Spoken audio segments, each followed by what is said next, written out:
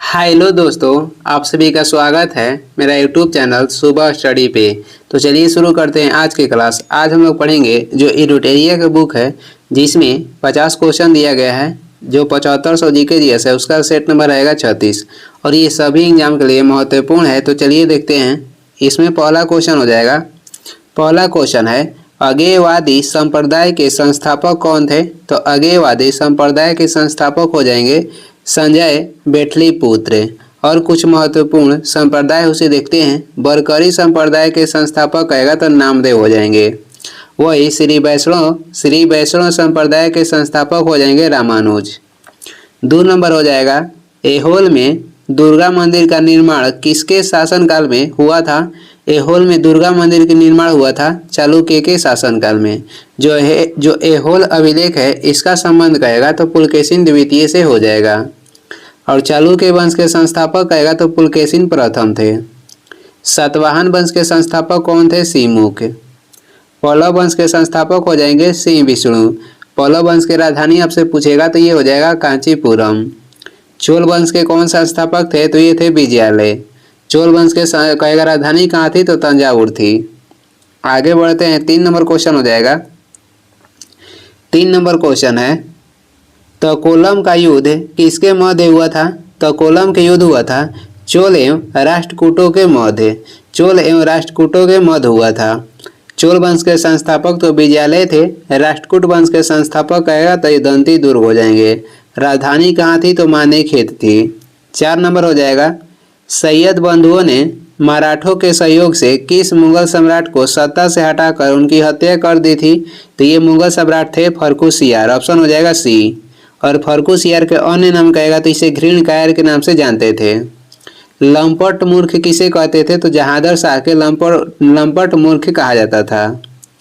आगे देखेंगे। 5 नंबर हो जाएगा उत्तर वैदिक काल के सबसे महत्वपूर्ण देवता कौन थे? तो उत्तर वैदिक काल के सबसे महत्वपूर्ण देवता हो जाएंगे प्रजापति। ऑप्शन हो जाएगा बी। और उत्तर वैदिक काल के कहेगा समय क्या था? तो 1000 ईसा पूर्व से लेके 600 ईसा पूर्व तक हो जाएगा उत्तर वैदिक काल के समय। और ऋग वैदिक कार्य के कहेगा ऋग वैदिक के कार्यकाल कितना था? तो 1500 ईसा पूर्व से लेके 1000 ईसा पूर्व तक। आर्य जो थे ये वैदिक काल में ही भारत आए थे और इनकी कहेगा भाषा क्या थी? तो संस्कृत थी। और इनके पेय पदार्थ हो जाएगा सोमरस। 6 नंबर हो जाएगा चोलों के अधीन ग्राम प्रशासन का वर्णन किस अभिलेख में है? तो चोलों के अधीन ग्राम प्रशासन के कह रहा है कि वर्णन किस अभिलेख में किया गया है? उत्तर मेरू अभिलेख में किया गया। ऑप्शन हो जाएगा सी। अस्थायी प्रशासन के लिए किस वंश ने रखा था? तो चोल वंश। और नौसेना के लिए कौन सा वंश प्रसिद्ध था? तो ये भी चोल वंश था। आगे देखेंगे। 7 नंबर हो जाएगा जालियांवाला बाग हत्याकांड के प्रभाव के रूप में निम्न में से कौन सी घटना घटित हुई थी? निम्न में से कौन सी घटना कह रहा कि घटित हुई थी? तो इसमें हंटर आयोग के गठन हुआ था जालियांवाला बाग हत्याकांड के जांच के लिए। ऑप्शन हो जाएगा बी। कब हुआ था? तो 1919 में। मिल मालिक एवं मजदूरों के बीच भूख जो हड़ताल हुआ था ये हुआ था 1918 में। पहली बार कांग्रेस के किस अधिवेशन में खादी पहनना अनिवार्य कर दिया गया? तो ये अधिवेशन था गुवाहाटी का अधिवेशन जो कि 1926 में हुआ था। और इसका अध्यक्ष कौन थे? तो श्रीनिवास थे। आगे बढ़ते हैं। 8 नंबर क्वेश्चन हो जाएगा किस अधिवेशन में प्रथम भारतीय महिला ने कांग्रेस अधिवेशन की अध्यक्षता की? कह रहा है कि कांग्रेस के किस अधिवेशन में प्रथम भारतीय महिला ने अध्यक्षता की? तो ये की थी 41वां। ऑप्शन हो जाएगा ए। 41वां जो अधिवेशन हुआ था ये हुआ था कानपुर में। कब हुआ था? तो 1925 में। जिसका अध्यक्ष प्रथम भारतीय महिला थी जिनका नाम था सरोजिनी नायडू। और कांग्रेस के प्रथम कहेगा महिला अध्यक्ष कौन थी? तो ये थी एनी बेसेंट जो कि 1917 में बनी थी कोलकाता अधिवेशन में। 1917 में कोलकाता अधिवेशन। आगे बढ़ेंगे। 9 नंबर हो जाएगा नेहरू रिपोर्ट तैयार करने वाली कमेटी के सदस्यों में निम्न में से कौन शामिल नहीं था? तो इसमें कह रहा है कि कौन शामिल नहीं थे? तो एनी बेसेंट इसमें शामिल नहीं थी। ये किस देश की थी? तो आयरलैंड की थी। बाकी नेहरू रिपोर्ट तैयार करने में शामिल कमेटी के नाम हो जाएगा जवाहरलाल नेहरू थे, सुभाष चंद्र बोस थे, अली इमाम थे। जो नेहरू रिपोर्ट है ये कब पेश किया गया? तो ये पेश किया गया था 1928 में। सुभाष चंद्र बोस ने कांग्रेस से त्याग पत्र देने के बाद फॉरवर्ड ब्लॉक की स्थापना किए थे 1939 में। आगे बढ़ते हैं, 10 नंबर क्वेश्चन हो जाएगा। 9 डैश लाइन संबंधित है। जो 9 डैश लाइन है ये कह रहा है कि किससे संबंधित है, तो दक्षिण चीन सागर विवाद से ये संबंधित है। ऑप्शन हो जाएगा बी। उत्तर कोरिया और दक्षिण कोरिया के बीच कौन सी अक्षांश रेखा है, तो यह 38वीं अक्षांश रेखा दोनों कोरिया के बीच स्थित है।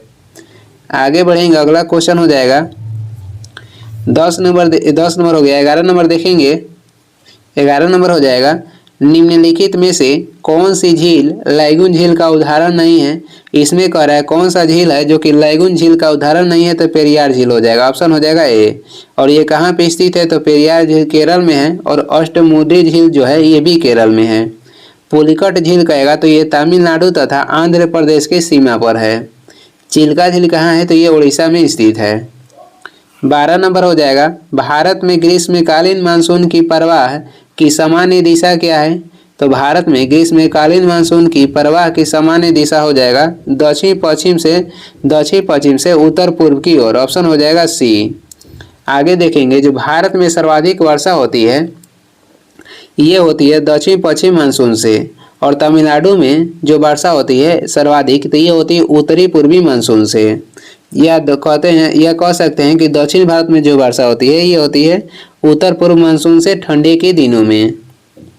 13 नंबर हो जाएगा, निम्नलिखित महासागरीय धाराओं और उनके संबंध महासागरों के बारे में विचार कीजिए और उपयुक्त में से कौन सा धारा सही सुमिलित है उसे देखना है। जो कैनरी धारा है ये किसका है, तो ये उत्तरी अटलांटिक महासागर के है और ये सही है। जो ओयासियो है ये किसी का नहीं है। जो बेंगुएला जो कहेगा धारा हो जाएगा, बेंगुएला धारा उत्तरी अटलांटिक महासागर के नहीं है बल्कि ये दक्षिणी अटलांटिक महासागर के है। किसका है, तो दक्षिणी अटलांटिक महासागर के है और ये ठंडी है। पेरू जिसे हम्बोल्ट के धारा भी कहते हैं, पेरू या हम्बोल्ट के धारा प्रशांत महासागर के हैं, तो ये सही है। तो इसमें से 1 और 4 सही था, तो ऑप्शन हो जाएगा सी। हिंद महासागर के जल धारा हो जाएगा मोजाम्बिक। मोजाम्बिक किसका है, तो ये हिंद महासागर के है। आगे बढ़ेंगे, अगला क्वेश्चन हो जाएगा 14 नंबर क्वेश्चन है, भारत में न्यायिक पुनर्विलोकन की शक्ति का प्रयोग किसके द्वारा किया जाता है, तो ये किया जाता है उच्च न्यायालय के द्वारा और सर्वोच्च न्यायालय के द्वारा, यानी कि दोनों हो जाएगा। तो ऑप्शन हो जाएगा डी, ए तथा बी। और इसके में प्रयोग होने वाला अनुच्छेद कौन सा है, तो 13 हो जाएगा, 32 हो जाएगा, 132 हो जाएगा, 133 है या 226 है। ये जो न्यायिक पुनर्विलोकन की शक्ति प्रदान करने वाला अनुच्छेद हो जाएगा, तो ये 13 हो जाएगा, 32 हो जाएगा, 132 हो जाएगा, 133 हो जाएगा, 226 हो जाएगा। 15 नंबर क्वेश्चन देखेंगे, निम्न में कौन सा संविधान का संघीय गुण नहीं है। निम्न में से कौन सा संविधान के संघीय गुण नहीं है, तो एकल नागरिकता। ऑप्शन हो जाएगा बी। जो एकल नागरिकता है ये लिया गया है ब्रिटेन के संविधान से। और स्वतंत्र न्यायपालिका कहाँ से लिया गया है, तो अमेरिका से।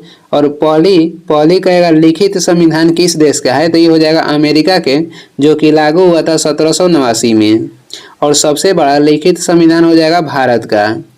केंद्र राज्यों के मध्य शक्तियों का बंटवारा किसके तहत किया जाता है, तो वित्त आयोग के तहत किया जाता है। आगे देखेंगे 16 नंबर क्वेश्चन हो जाएगा। 16 नंबर क्वेश्चन है, भारत के संविधान का निम्नलिखित में से कौन सा प्रावधान केंद्रीय विधि और राज्य विधि के बीच असंगति के प्रश्नों को हल करने के लिए प्रासंगिक है, तो इसमें से हो जाएगा अनुच्छेद 254। ऑप्शन है सी। अनुच्छेद 252 में क्या है, 2 या 2 से अधिक राज्यों के सहमति होने पर संसद उस पर कानून बना सकता है और उसके बाद लागू भी कर सकता है। आगे देखेंगे 17 नंबर हो जाएगा, भारत की न्यायिक प्रणाली के अंतर्गत राज्यों के उच्च न्यायालय सीधे किसके अधिकारता में आते हैं, तो सीधे ये उच्चतम न्यायालय के अधिकारता में आते हैं। ऑप्शन हो जाएगा सी। उच्चतम न्यायालय के गठन कहेगा तो अनुच्छेद 124 के तहत किया जाता है और किसी राज्य में उच्च न्यायालय गठन किया जाता है अनुच्छेद 214 के तहत। वही किसी केंद्र शासित प्रदेश में उच्च न्यायालय गठन किया जाता है अनुच्छेद 241 के तहत। भारत में एक राष्ट्रपति होंगे, इसका उल्लेख किया गया अनुच्छेद 52 में। राष्ट्रपति जो है महानुवादी की नियुक्ति करते हैं अनुच्छेद 76 के तहत। संसद का उल्लेख संसद के गठन है ये अनुच्छेद 79 के तहत किया जाता है। आगे बढ़ेंगे 18 नंबर क्वेश्चन हो जाएगा, संविधान के 73वें संशोधन द्वारा सुझाए गए लक्षणों में कौन सा गलत है? तो देखते हैं। पंचायतों का 5 वर्ष का निश्चित कार्यकाल होगा और यदि उसे अवधि से पहले भंग किया जाता है तो 6 माह के भीतर नया चुनाव कराना आवश्यक है। ये कथन जो है सही है।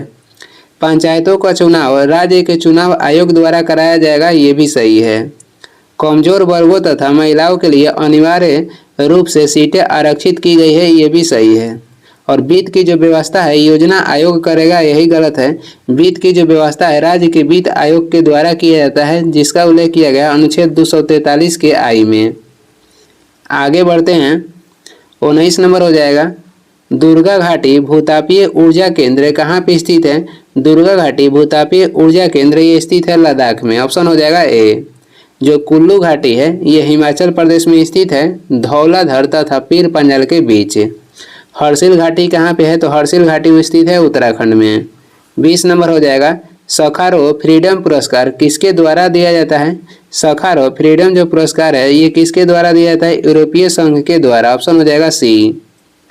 यूनिसेफ के गठन हुआ था 1946 में, मुख्यालय हो जाएगा न्यूयॉर्क। संयुक्त राष्ट्र संघ के गठन हुआ था 24 अक्टूबर 1945 में और इसका कहेगा कि इसका कहाँ पे मुख्यालय है? तो इसका भी मुख्यालय हो जाएगा न्यूयॉर्क। आगे देखेंगे 21 नंबर हो जाएगा, कृतज्ञ हैकथॉन किस क्षेत्र से संबंधित है? तो कृतज्ञ हैकथॉन ये संबंधित है कृषि क्षेत्र से। ऑप्शन हो जाएगा ए। जो वुड डिस्पैच लाया गया था 1854 में लॉर्ड डलहौजी के कार्यकाल में, इसका संबंध हो जाएगा शिक्षा से। आगे बढ़ते हैं। 22 नंबर क्वेश्चन हो जाएगा, भारत के पहले मल्टी मॉडल लॉजिस्टिक पार्क की स्थापना की जा रही है कहाँ पे? तो ये की जा रही है असम के जोगीघोपा में। असम के जो जोगीघोपा जगह है यहाँ पे। ऑप्शन हो जाएगा सी। भारत के बोस्टन किसे कहते हैं? तो अहमदाबाद को कहते हैं। चार मीनार कहाँ पे स्थित है? हैदराबाद में। इलेक्ट्रॉनिक शहर किसे कहते हैं? तो बेंगलुरु को। आगे हो जाएगा 23 नंबर क्वेश्चन है, प्रधानमंत्री मोदी ने विश्व का पहला सीएनजी टर्मिनल का शिलान्यास कहाँ पे किया है? तो मोदी ने किए हैं गुजरात में। कहेगा सेमीकंडक्टर लागू करने वाला पहला राज्य कौन सा हो जाएगा? तो ये हो जाएगा गुजरात। भारत के पहला डिजिटल म्यूजियम के उद्घाटन कहाँ पे किया गया है? तो महाराष्ट्र में। डिजिटल वारंट जारी करने वाला राज्य कौन सा है? तो ये हो जाएगा मध्य प्रदेश। डिजिटल वारंट जारी करने वाला भारत के पहला राज्य मध्य प्रदेश हो जाएगा। पहला डिजिटल म्यूजियम खोला जाएगा महाराष्ट्र में और सेमीकंडक्टर लागू करने वाला पहला राज्य हो जाएगा गुजरात। प्रधानमंत्री मोदी ने विश्व के पहला सीएनजी टर्मिनल का शिलान्यास किया है गुजरात में। आगे बढ़ते हैं। 24 नंबर हो जाएगा, सुमिलित कौन सा इसमें से सुमिलित नहीं है? तो देखते हैं। फॉरगॉटन रिफ्यूजीज ये किसका लेखक, इसके लेखक कौन हो जाएंगी? तो Nandita Haksar. The living mountain के लेखक पीसी बालासुब्रमण्यम नहीं है, यही गलत है। द लिविंग माउंटेन के लेखक हो जाएंगे Amitabh Ghosh. Divorce and democracy की रचना किसने की? Saumya Saxena. The last white man की रचना किसने किया था? तो मोहसिन हामिद ने। इसमें कड़ा कौन सम्मिलित नहीं है? तो ऑप्शन बी हो जाएगा। द लिविंग माउंटेन के लेखक हो जाएंगे अमिताभ घोष। आगे बढ़ते हैं। 25 नंबर हो जाएगा, यूनेस्को द्वारा सांची स्तूप को किस वर्ष विश्व धरोहर स्थल की सूची में जोड़ा गया? तो ये जोड़ा गया है 1989 में। सांची स्तूप को यूनेस्को में कब शामिल किया गया? 1989 में। आगे देखते हैं। सांची के जो स्तूप है ये भारत के कितने रुपए के नोट पे चित्रित होता है? तो 200 रुपए के नोट पे और ये स्थित है मध्य प्रदेश में। कौन बनवाए थे? तो अशोक। भारत में वन जीव संरक्षण कब लाया गया? 1972 में। आईडीबीआई की स्थापना कब हुआ था? 1964 में। और कहेगा कि अजंता के गुफा, एलोरा के गुफा, ताजमहल तथा आगरा के किला यूनेस्को में कब शामिल हुआ था? तो ये शामिल हुआ था 1983 में। 1983 में यूनेस्को में शामिल होने वाला भारतीय स्थल कहेगा तो अजंता के गुफा हो जाएगा, एलोरा के गुफा हो जाएगा, ताजमहल हो जाएगा और आगरा के किला हो जाएगा। आगरा के किला किसने बनवाए थे? तो अकबर। आगरा के किला, इलाहाबाद के किला और लाहौर के किला के कौन निर्माण करवाए थे? तो अकबर। 26 नंबर हो जाएगा, निम्नलिखित में कौन सी नृत्यांगना कथकली से संबंधित है? तो इसमें हो जाएंगे कुंचू कुरूप। इसमें हो जाएंगे कुंचू कुरूप।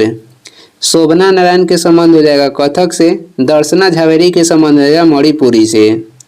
27 नंबर है बिना क्षतिपूरक भुगतान के जैव संसाधनों का उपयोग क्या कहलाता है? तो ये कहलाता है बायोपायरेसी। बायोपायरेसी कहलाता है, ऑप्शन हो जाएगा ए। आगे बढ़ेंगे 28 नंबर हो जाएगा भारत सरकार द्वारा पौष्टिक सहायता कार्यक्रम की शुरुआत किस वर्ष की गई थी? तो ये की गई थी 1995 में, ऑप्शन हो जाएगा बी। कब किया गया था? तो 1995 में। और भारत में इंटरनेट की शुरुआत भी 1995 में हुआ था। भारत में कहेगा कि जैव विविधता अधिनियम कब लागू किया गया था? तो 2002 में। और विश्व जैव विविधता दिवस 22 मई को मनाया जाता है। अंत्योदय अन्न योजना की शुरुआत भारत में कब किया गया? 2000 ईस्वी में। सिडबी की स्थापना कब हुआ था? 1990 में हुआ था। इसका मुख्यालय हो जाएगा लखनऊ में। आगे बढ़ते हैं, अगला क्वेश्चन हो जाएगा 29 नंबर है द इंडिया स्टोरी पुस्तक के लेखक कौन है? द इंडिया स्टोरी पुस्तक के लेखक हो जाएंगे विमल जालान, ऑप्शन है बी। लेट मी से इट नाउ पुस्तक के लेखक कौन है? तो राकेश मारिया। लेट मी से इट नाउ पुस्तक के लेखक Rakesh Maria. The blue umbrella पुस्तक के लेखक हो जाएंगे Ruskin bond. A place cold home पुस्तक के लेखक आएगा तो प्रीति सिन्हा हो जाएंगी। 30 नंबर क्वेश्चन है नाबार्ड के बारे में निम्नलिखित में से कौन सा कथन असत्य है? तो देखते हैं। इसकी स्थापना 1982 में हुई थी, ये सही है। यह प्रत्यक्ष ऋण आवंटित कराता है, ये गलत है। यह कोई भी ऋण आवंटित नहीं करता है। नाबार्ड के गठन कब हुआ था? तो 1982 में हुआ था, शिवरामन समिति के तहत। यह भारत में कृषि एवं ग्रामीण क्षेत्रों के विकास से संबंधित शीर्ष वित्तीय संस्था है, ये सही है। इसका मुख्यालय कहेगा तो मुंबई में है, ये भी सही है। इसमें गलत था बी। आगे देखेंगे 31 नंबर हो जाएगा सूची 1 को सूची 2 के साथ सम्मिलित करना है। क्षेत्रीय ग्रामीण बैंक की स्थापना कब हुआ था? क्षेत्रीय ग्रामीण बैंक की स्थापना हुआ था 2 अक्टूबर 1975 में। अखिल भारतीय हस्तकला बोर्ड की स्थापना कब हुआ? अखिल भारतीय हस्तकला बोर्ड की स्थापना 1953 में हुआ था। अखिल भारतीय हथकरघा बोर्ड की स्थापना कहेगा तो 1950 में हुआ था। केंद्रीय शुल्क बोर्ड की स्थापना कब हुआ था? तो इसका स्थापना हुआ था 1949 में, अधिनियम 1948 के तहत। केंद्रीय शुल्क बोर्ड की स्थापना 1949 में हुआ था, अधिनियम 1948 के तहत। भारत में कुटीर उद्योग बोर्ड की स्थापना भी 1948 में हुआ था। वही कहेगा लघु उद्योग बोर्ड की स्थापना कब हुआ था? तो 1954 में। आगे बढ़ते हैं, 32 नंबर क्वेश्चन है फिएट मनी के संदर्भ में निम्नलिखित कथनों पर विचार कीजिए। तो देखते हैं और कह रहा है कि उपयुक्त में से कौन सा कथन सही नहीं है, उसे पहचान करना है। कथन 1 देखेंगे। कथन 1 हो जाएगा यह एक मुद्रा है जिसे सरकार ने वैध मुद्रा घोषित किया है, ये तो सही है। हाइपर इन्फ्लेशन के दौरान इसका मूल्य बढ़ जाता है, जो कि गलत है, बढ़ता नहीं है।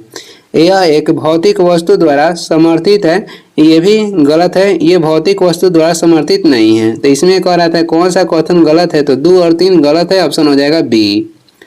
भारत सरकार द्वारा इसे जारी किया जाता है, फिएट जो मनी है इसे भारत सरकार द्वारा जारी किया जाता है और यह एक मुद्रा है जिसे सरकार ने वैध मुद्रा घोषित भी किया है। आगे बढ़ेंगे, 33 नंबर हो जाएगा निम्न में कौन सा कर भारतीय राज्यों के राजस्व का स्रोत नहीं है? तो इसमें से निगम कर हो जाएगा, जो कि भारतीय राज्यों के राजस्व का स्रोत नहीं है, ऑप्शन हो जाएगा डी। 34 है किस बजट में वित्त मंत्री ने उदारीकृत विनिमय दर प्रबंधन प्रणाली की घोषणा की? किस बजट में? तो ये किए थे यूनियन बजट 1992-93 में, ऑप्शन हो जाएगा सी। स्वतंत्र भारत के पहला बजट किसने पेश की थी? तो ये पेश किए थे षणमुखम सेठी ने। आगे बढ़ेंगे, 35 नंबर हो जाएगा साबुन के द्वारा सतहों को साफ करने का सिद्धांत किस पर आधारित है? तो ये आधारित है पृष्ठ तनाव पर। पानी में हम डिटर्जेंट डालते हैं कपड़ा साफ करने के लिए, तो उसका पृष्ठ तनाव कम करके ये कपड़ा को साफ करता है। जो देखते हैं अगर ताप बढ़ाइएगा द्रव्य में, तो द्रव्य के स्निग्धता पर क्या प्रभाव पड़ता है? तो द्रव्य की स्निग्धता क्या हो जाता है? कम हो जाता है। वही ताप बढ़ाने पर द्रव्य की गैस की स्निग्धता जो है बढ़ जाता है। ताप बढ़ाने पर गैस की स्निग्धता बढ़ेगा और ताप बढ़ाने पर द्रव्य की स्निग्धता क्या होगा? घटेगा। ताप बढ़ने पे द्रव्य के सांद्रता घटता है, वही गैस के कहेगा तो बढ़ता है। आगे देखेंगे 36 नंबर हो जाएगा, सबसे ज़्यादा सांद्रता होती है, तो सबसे ज़्यादा सांद्रता होती है ऑप्शन अनुसार इसमें शहद की, इसमें हो जाएगा शहद की। ठोस में सांद्रता के गुण नहीं होता है, ठोस में सांद्रता के गुण नहीं होता है। और वैसे कहेगा कि गैस की तुलना में जो जल की सांद्रता है अधिक होता है, गैस की तुलना में जल की सांद्रता अधिक होती है, ठोस में सांद्रता के गुण नहीं होती है। वही कहेगा कि द्रव्य के ताप बढ़ाने पर उसकी सांद्रता घटती है और गैस के ताप बढ़ाने पर उसकी सांद्रता बढ़ती है। आगे बढ़ते हैं, 37 नंबर हो जाएगा, ध्वनि तरंग के संबंध में क्या गलत है, तो देखते हैं। ध्वनि का चाल निर्वात में 3 × 10⁸ मीटर प्रति सेकंड होता है, जो कि गलत है। ध्वनि निर्यात में यात्रा नहीं करती है, वही निर्यात में 3 × 10⁸ मीटर प्रति सेकंड ये प्रकाश की चाल होती है। बाकी कथन देखते हैं, ध्वनि की चाल सबसे अधिक ठोस में होती है, ये तो सही है। ध्वनि तरंग अनुदैर्ध्य तरंग है, ये भी सही है, तो इसमें कथन एक गलत था। आगे बढ़ेंगे, 38 नंबर हो जाएगा, इंडोर वायु प्रदूषण का सर्वाधिक महत्वपूर्ण प्रदूषक क्या है। इंडोर वायु प्रदूषण का सर्वाधिक महत्वपूर्ण प्रदूषक कहेगा तो इसमें से हो जाएगा कार्बन डाइऑक्साइड, ऑप्शन है बी। कार्बन डाइऑक्साइड को कहेगा वातावरण में कम करने के लिए 1997 में क्योटो प्रोटोकॉल किया गया था जापान में। रेडॉन अक्रिय गैस में सबसे भारी है, जिसके कारण ये वायुमंडल में नहीं पाया जाता है। सल्फर डाइऑक्साइड तथा नाइट्रोजन ऑक्साइड के कारण अम्लीय वर्षा होता है। 39 नंबर हो जाएगा, निम्न में से किस गैस का प्रयोग पीने के पानी को शुद्ध करने के लिए प्रयोग में लाया जाता है, तो इसमें से किस गैस का, तो क्लोरीन गैस की, ऑप्शन हो जाएगा ए। आगे हो जाएगा, ये जो तत्व है ये सर्वाधिक इलेक्ट्रॉन बंधुत्व वाला तत्व है। विद्युत के सर्वाधिक ऋणात्मक तत्व कहेगा तो फ्लोरीन हो जाएगा। कार्बन डाइऑक्साइड प्राकृतिक में क्या होता है, तो प्रकृति में ये अम्लीय होता है। 40 नंबर हो जाएगा, केंचुए के बारे में असत्य का चयन करें। केंचुए के बारे में असत्य का चयन करें तो बारी बारी कथन देख लेते हैं। यह अपने रास्ते में आने वाला मिट्टी को खाता है, ये तो सही है। इनमें अस्थियां भी पाई जाती है, जो कि गलत है, इसमें अस्थियां नहीं पाई जाती है। पेशियां शरीर के घटने बढ़ने में सहायता करती है, ये तो सही है। शरीर में चिकने पदार्थ चलने से सहायक होते हैं, ये भी सही है। जिसमें कह रहा था कौन सा कथन जो है असत्य है, तो इसमें हो जाएगा बी। केचुए जो है ये किस संघ के प्राणी है, तो ये एनिलिडा संघ के प्राणी है और केचुआ को किसान के मित्र भी कहा जाता है। आगे बढ़ेंगे, 41 नंबर हो जाएगा, यदि किसी कारणवश आहार नाल के एपिथेलियम की पैराटाइल कोशिकाएं आंशिक रूप से कार्यविहीन हो जाए तो क्या होने की संभावना है। कह रहा है कि यदि किसी कारणवश आहार नाल की एपिथेलियम की पैराटाइल कोशिकाएं आंशिक रूप से कार्यविहीन हो जाए तो क्या होने की संभावना है, तो इसमें हो जाएगा प्रोटीन्स का पेप्सिन द्वारा प्रोटीओजेज तथा पेप्टोन्स के जल को अपघटन नहीं हो पाएगा, तो इसमें हो जाएगा ऑप्शन डी। एपिथेलियम ऊतक जो है, एपिथेलियम जो ऊतक है ये क्या करता है, तो शरीर में सुरक्षा प्रदान करने के कार्य करता है। आगे देखेंगे 42 नंबर क्वेश्चन हो जाएगा, मनुष्य का प्रमुख उत्सर्जी उत्पाद होता है, तो मनुष्य का प्रमुख उत्सर्जी उत्पाद हो जाएगा इसमें यूरिया, ऑप्शन है बी। मानव शरीर में यूरिया का निर्माण कहाँ पे होता है, तो ये होता है यकृत में। एमिनो अम्ल से मानव शरीर में प्रोटीन के निर्माण होता है। यूरिक अम्ल किसके द्वारा शरीर से बाहर निकलता है, तो मूत्र के द्वारा यूरिक अम्ल शरीर से बाहर निकलता है। अमोनिया के जो प्रयोग है इसका प्रयोग उर्वरक के रूप में करते हैं। 43 नंबर क्वेश्चन हो जाएगा, जलवायु परिवर्तन पर संयुक्त राष्ट्र का सम्मेलन कोप 21 कहाँ पे आयोजित हुआ था। जलवायु परिवर्तन पर संयुक्त राष्ट्र का सम्मेलन कोप 21 कहाँ पे आयोजित हुआ था, तो यह आयोजित किया गया था पेरिस में, ऑप्शन हो जाएगा बी। यूनेस्को के गठन हुआ था 1945 में, मुख्यालय पेरिस फ्रांस में है। आगे बढ़ते हैं, 44 नंबर हो जाएगा, जैव विविधता का सबसे महत्वपूर्ण पहलू है। जैव विविधता के सबसे महत्वपूर्ण पहलू हो जाएगा पारिस्थितिकी तंत्र का निर्वहन। पारिस्थितिकी तंत्र का निर्वहन। विश्व जैव विविधता दिवस 22 मई को मनाया जाता है। भारत में सबसे अधिक जैव विविधता कहेगा तो पश्चिमी घाट तथा पूर्वी हिमालय में पाया जाता है। 45 नंबर हो जाएगा पारिस्थितिकी तंत्र में एक पोषी स्तर से दूसरे पोषी स्तर में स्थानांतरित से ऊर्जा की मात्रा क्या होती है तो घटती है। और कितना घटती है तो ये घटती है 10%। पारिस्थितिकी तंत्र शब्द का पहली बार प्रयोग एजी टांसले ने किया था। आगे बढ़ेंगे 46 नंबर क्वेश्चन देखेंगे। 46 नंबर हो जाएगा the general theory of employment interest and money पुस्तक के लेखक कौन है तो इसमें हो जाएंगे किन्स, जॉन किन्स हो जाएंगे इस पुस्तक के लेखक। अर्थशास्त्र जो है मानव व्यवहार का अध्ययन है, ये किसने कहा था तो ये कहे थे रॉबिन्स। अर्थशास्त्र मानव व्यवहार का अध्ययन है तो रॉबिन्स कहे थे। मांग एवं आपूर्ति के सिद्धांत किसके द्वारा दिया गया था अल्फ्रेड मार्शल के द्वारा। आगे बढ़ते हैं 47 नंबर हो जाएगा कोस्मोग्राफी शब्द को प्रतिपादित और उसे यूरेनोग्राफी और जियोग्राफी में विभाजित किसने किया था तो ये किए थे हम्बोल्ट ने। ऑप्शन हो जाएगा सी। हम्बोल्ट को वर्तमान भूगोल के जनक के रूप में जानते हैं। वर्तमान भूगोल के जनक कहेगा तो हम्बोल्ट हो जाएंगे।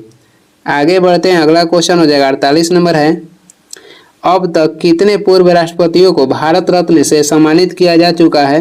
अब तक कितने पूर्व राष्ट्रपतियों को भारत रत्न से सम्मानित किया जा चुका है तो 6 राष्ट्रपतियों को। पहली बार भारत रत्न देने की शुरुआत की गई थी 1954 में और पहला राष्ट्रपति सर्वपल्ली राधाकृष्णन थे जिनको भारत रत्न दिया गया था 1954 में। 2024 में कितने लोगों को भारत रत्न दिया गया है तो 5 लोग को। 49 नंबर हो जाएगा शंकर देव द्वारा रचित भावना में किस भाषा का प्रयोग किया गया है तो भावना में ब्रजवाली भाषा का प्रयोग किया गया है। ऑप्शन हो जाएगा सी जो कि शंकर देव द्वारा रचित है। जम्बायती कल्याणम ये किस भाषा में लिखा गया है तो संस्कृत भाषा में लिखा गया था। लेखक हो जाएंगे कृष्णदेव राय।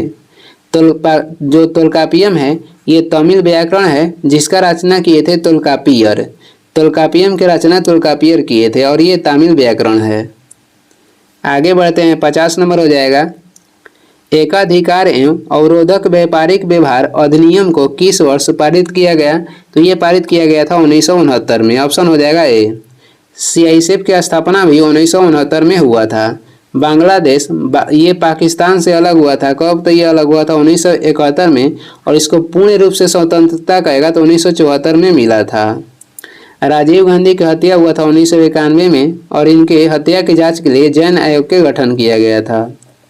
भारत में जल प्रदूषण निवारण एवं नियंत्रण अधिनियम कब लाया गया था तो 1974 में और वायु प्रदूषण निवारण एवं नियंत्रण अधिनियम कहेगा तो ये लाया गया था कब तो 1981 में। कुछ महत्वपूर्ण स्मरणीय तथ्य यानी कि 1 लाइनर क्वेश्चन है ये भी देख लेते हैं।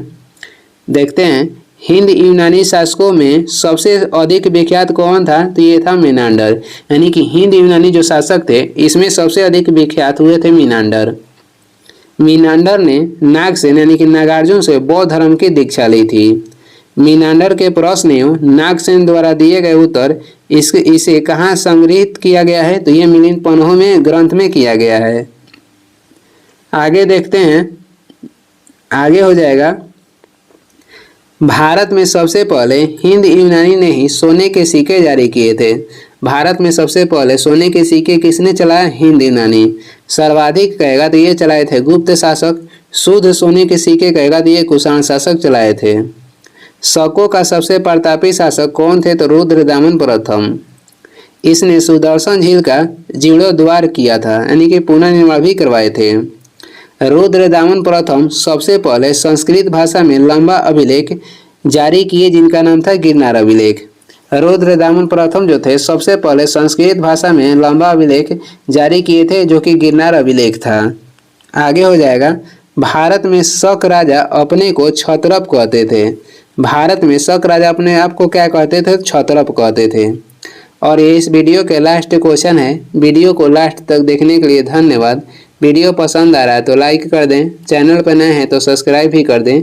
कुछ सुझाव एवं सलाह देना है तो कमेंट करके ज़रूर बताएं और इसका PDF चाहिए तो डिस्क्रिप्शन में टेलीग्राम के लिंक है वहां से डाउनलोड कर लीजिए या टेलीग्राम पे सर्च भी कर सकते हैं सुबह स्टडी। Thank you.